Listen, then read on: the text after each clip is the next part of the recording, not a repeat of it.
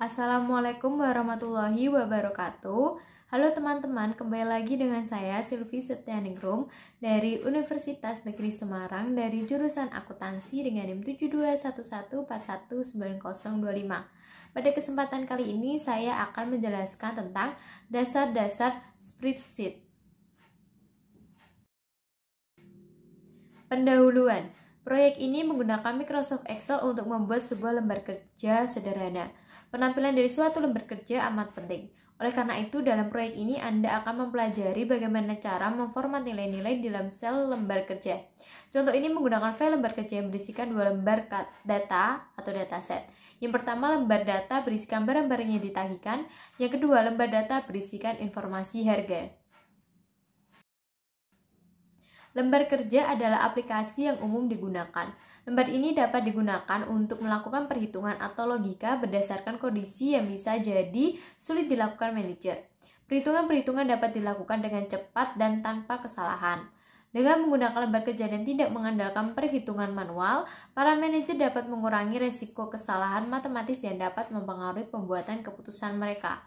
Manfaat lembar kerja yang lain adalah tampilan lembar kerja nyaman dilihat secara visual dan seringkali dapat dicetak dan digunakan sebagai dokumentasi proses bisnis. Ya, di sini adalah contohnya, yaitu contoh ini membuat sebuah faktur. Figur P6.1 menampilkan lembar data invoice. Figur P.2 menampilkan lembar data atau diskon. Tab yang ditandai pada bagian bawah layar memberitahukan bahwa lembar data mana yang sedang ditampilkan.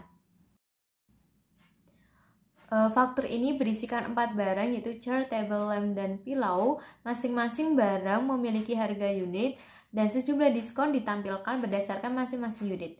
Harga per unit dikurangi diskon dan dikalikan dengan jumlah unit yang dipesan menghasilkan harga keseluruhan. Dan di sini adalah contohnya, ada gambar contohnya. Harga keseluruhan dijumlahkan untuk menentukan total faktur. Jumlah ini yang harus dibayarkan pembeli bergantung pada kapan pembeli tersebut membayar faktur. Tanggal 7 bulan 4 2006 adalah tanggal saat faktur tersebut dihasilkan. Pada tanggal tersebut pelanggan akan membayar jumlah total, tetapi jika pelanggan menunggu 30 hari sebelum membayar, yaitu hingga tanggal 8 bulan 3 2006, jumlah yang dibayarkan ada 100% dari jumlah total. Perhatikan bahwa hari bukan bulan ditambahkan pada tanggal pembelian asli. Inilah sebabnya mengapa tanggal selanjutnya adalah tanggal 8 bulan 3 2006 dan 9 bulan Februari tahun 2006. Tidak semua bulan memiliki 30 hari yang terutang, ada 103% dari total. Sel-sel lembar kerja pada lembar data invoice diformat sedemikian rupa sehingga menarik secara visual. Sel-sel pada lembar data diskon telah dibiarkan pada format aslinya, karena pengguna umumnya tidak melihat lembar data ini. Spreadsheet memiliki kelebihan dibandingkan program perhitungan sederhana, yaitu dapat digunakan untuk memberikan kapabilitas sistem informasi yang cukup rumit bagi perusahaan. Oleh karena itu, tampilan lembar kerja sebaiknya berbentuk formulir yang membantu pembuatan keputusan. Mulailah membuat contoh ini dengan membuka program Excel. Perhatikan bahwa terdapat 3 tab lembar kerja pada bagian bawah layar. Ya, di situ ada gambarnya ya, yaitu figur P.6, set 1, set 2, dan set 3. Kita hanya membutuhkan 2 lembar data untuk contoh dan kita ingin menamainya invoice dan diskon. Klik tab set 3 dan pilih perintah edit diikuti subperintah delete set dan bukan subperintah delete. Setelah menghapus set 3, sekarang yang tertinggal hanya 2 lembar data. Klik 2 kali tab set 1 untuk menandai kata set 1. Tekan tombol delete untuk menghapus semua set 1 dan ketikkan invoice untuk label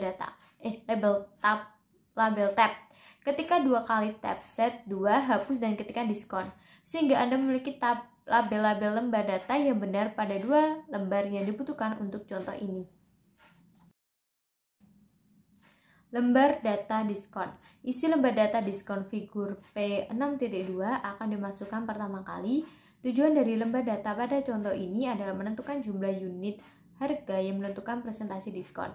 Pada contoh kita, jika jumlah harga unit lebih besar atau sama dengan $100, maka diskonnya adalah 15%. Harga yang lebih besar atau sama dengan $50 menghasilkan diskon 10%. Anda harus memasukkan nilai-nilai ke dalam sel seperti yang ditunjukkan dalam figur P.2. Formula yang digunakan adalah lembar data invoice, bergantung pada nilai-nilai pada sel-sel tertentu di lembar data diskon. Perhatikan bahwa nilai-nilai persentase dibiarkan muncul sebagai 1 dan 15. Nilai tersebut belum diformat sebagai persentase dengan tanda persen. Jumlah dolar, $50.000 dan $10.000 telah diformat. Dan di situ juga ada contoh gambarnya. Setelah mengetikkan nilai 50 dan 100 ke dalam sel-sel A3 dan A4, tandailah sel-sel tersebut dan pilihlah perintah format diikuti subperintah cells. Maka layar pada figur P6.4 akan muncul. Pilihlah sebuah format mata uang dengan 2 desimal untuk mendapatkan format yang diinginkan bagi nilai-nilai ini. Lembar data faktur. Lembar data invoice jauh lebih rumit. Mulailah dengan membuat kolom cukup besar sehingga dapat menampung nilai dan judul faktur. Gunakan mouse untuk memilih kolom A hingga C, kemudian pilihlah perintah format. Diikuti perintah kolom dan width. Ketika figur 6P6.5 muncul, pilihlah kolom dengan lebar 13. Sekarang Anda dapat memasukkan data di mana nilainya tidak akan melebihi ukuran sel. Anda harus memulai dengan memasukkan nilai data ke dalam sel-sel yang tidak membutuhkan perhitungan. Nilai Anda mungkin tidak muncul dengan format yang sama seperti pada lembar invoice. Kita akan memformat file ini setelah nilainya dimasukkan. Sel A1 telah memiliki entry invoice sel B3 hingga B7 terisi kata-kata item, chart, table, lamp, dan pilau. Harga satuan juga dimasukkan ke dalam sel C3 dan hingga C7 lewat kolom D. Nilai-nilai ini akan dihitung kemudian dan memasukkan unit ke dalam sel E3 hingga E7. Masukkan kata-kata diskon dalam sel D3 dan expected price dalam sel F3. Masukkan masing-masing total, amount due, dan date dalam sel G8, F10, dan G10. Kita ingin meletakkan teks di tengah-tengah sel A1 hingga G13. Sorot keseluruhan area dengan mengklik mouse pada sel A1 dan sambil memegang mouse tariklah kursor hingga sel G13. Lepaskan mouse, keseluruhan area akan tersorot dan pilihlah format diikuti subperintah sel. Pilihlah tab penjajaran alignment, maka layar seperti pada figur P6.6 akan muncul. Kita menginginkan nilai-nilai ini terletak di tengah. Satu-satunya pengecualian untuk peletakan di tengah adalah sel G8, di mana kata total muncul. Kata total harus sejajar dengan sisi kiri dengan menggunakan figur P6, P6.4 sebagai panduan. Formatlah sel C4 hingga C7 sebagai field mata uang dengan 2 desimal. Formatlah sel D4 hingga D7 sebagai persentase tanpa desimal.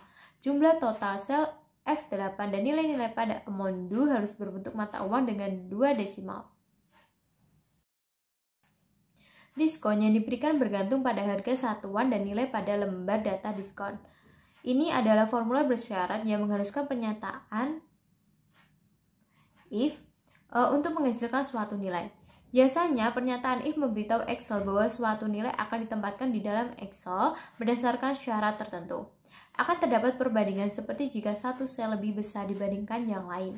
Diikuti nilai yang akan ditempatkan di dalam sel target jika perbandingan tersebut benar. Diikuti nilai yang akan ditempatkan pada sel tersebut jika perbandingan tidak benar. Pernyataan if lebih rumit karena jika perbandingan tidak benar, kita akan melakukan perbandingan yang kedua dengan kata lain pernyataan if yang kedua. Figur P6.7 menunjukkan bahwa pernyataan if untuk sel D4. Lihatlah baris teratas dari lembar data di atas sel-sel. Jika nilai di dalam sel C4 lebih besar atau sama dengan nilai dalam lembar data diskon pada sel itu seperti S itu, lalu maka nilai lembar data diskon akan ditempatkan ke dalam sel. Sel tersebut telah ditandai sebagai A4 pada lembar data diskon. Tetapi itu seperti huruf S itu mengawali tujuan kolom dan baris, kita dapat menyalin cut dan paste formula ini ke dalam sel-sel lain.